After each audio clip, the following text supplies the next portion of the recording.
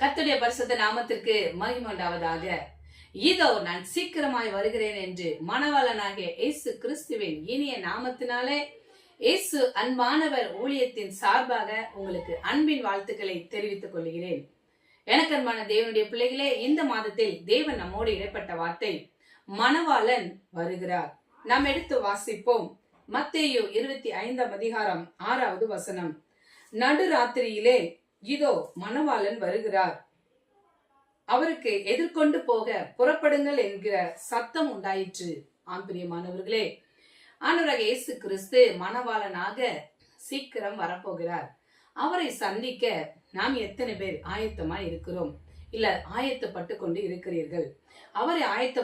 அவரை சந்திக்க புறப்படுங்கள் என்றதான காரியங்களை குறித்து இன்றைக்கு நாம் சிந்திக்க போகிறோம்.